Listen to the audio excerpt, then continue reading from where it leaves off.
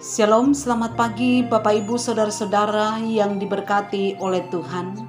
Salam jumpa melalui Manna GTM Klasis Makassar hari ini. Kita akan mengawali hari ini dengan doa dan kebenaran firman. Karena itu, sebelum kita mendengarkan firman, kita berdoa. Tuhan Yesus, kami bersyukur kepadamu atas hari baru yang Tuhan karuniakan bagi kami saat ini untuk kami jalani. Dan kami rindu menjalaninya di bawah terang kebenaran firman-Mu. Maka terangi hati dan pikiran kami Tuhan, agar firman ini kami pahami, kami mengerti dan kami hidup di dalamnya. Bersabdalah, kami siap mendengar. Di dalam nama Tuhan Yesus Kristus kami datang berdoa. Amin. Bapak Ibu Saudara-saudara yang dikasihi oleh Tuhan, Roma pasal 1 ayat 16 dan 17 saya akan bacakan untuk kita semua, yang berbunyi demikian.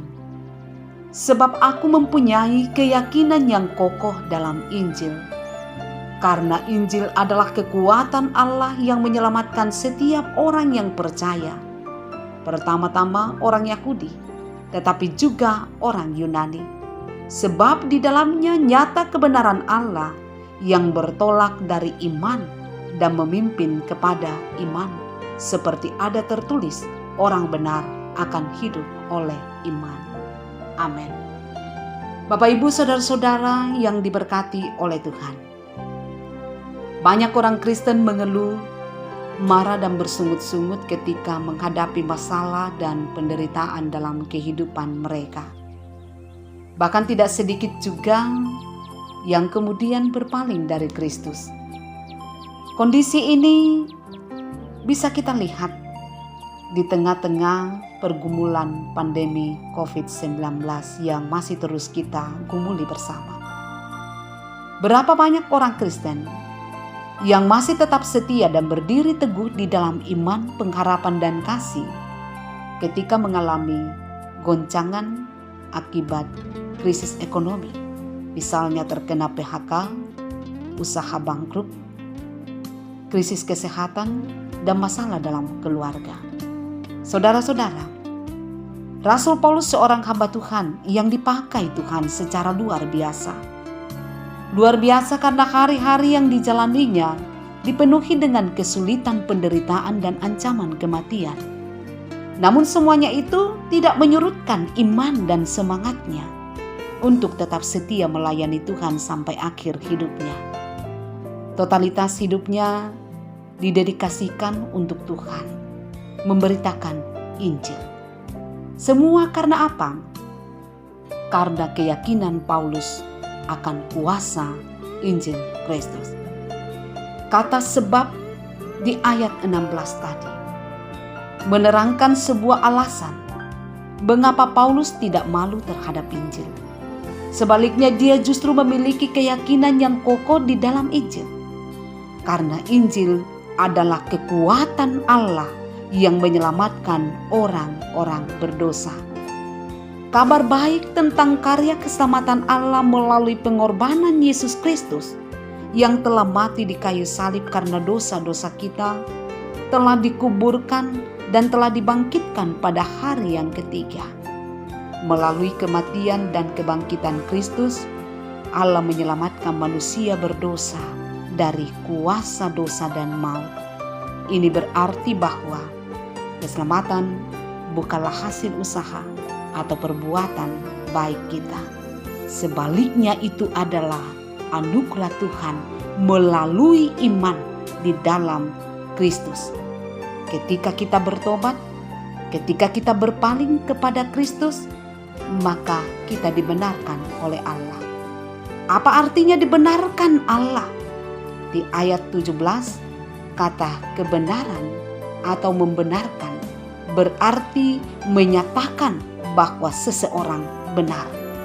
Pembenaran adalah sebuah status di mana Allah secara legal menyatakan seorang berdosa yang tidak benar sebagai orang yang benar dan dapat diterima di hadapan Allah yang kudus dan adil. Apa dasar dari pembenaran itu? Dasarnya adalah karena semua dosa kita telah ditimpakan kepada Kristus yang mati menanggung dosa kita itu. Kemudian ketaatan dan kebenaran Kristus ditanamkan dan diperhitungkan kepada kita. Jadi saudara-saudara, pembenaran itu terjadi ketika kita beriman di dalam Kristus. Kalimat terakhir katakan, orang benar akan hidup oleh iman. Jadi syarat untuk memperoleh keselamatan adalah percaya kepada Yesus Kristus sebagai Tuhan dan Juru Selamat dan mempercayakan totalitas hidup kita kepadanya. Dia adalah satu-satunya jalan kebenaran dan kehidupan, dan satu-satunya nama yang olehnya kita diselamatkan. Karena itu, jangan biarkan tantangan dan penderitaan mengikis iman kita. Tetapi tetaplah berdiri teguh dalam iman bersama Kristus di tengah-tengah pergumulan dan penderitaan, termasuk yang diakibatkan oleh pandemi COVID-19 ini yang sampai sekarang masih kita gumuli. Kemudian, keyakinan Paulus akan panggilan dan tanggung jawab memberitakan Injil. Saudara-saudara, Paulus tidak hanya meyakini akan kuasa Injil Kristus, tetapi dia juga berani dan konsisten memberitakannya kepada bangsa-bangsa non-Yahudi. Kasih Kristus itulah yang menguasai dan memotivasi Paulus untuk memberitakan Injil kepada semua orang. Dengan pergi ke ibu kota Romawi, Paulus bisa bertemu dengan banyak orang dari berbagai bangsa dan memberitakan Injil kepada mereka. Alasan Paulus setia memberitakan Injil karena hanya Injil Kristus, kekuatan Allah yang dapat menyelamatkan orang-orang berdosa.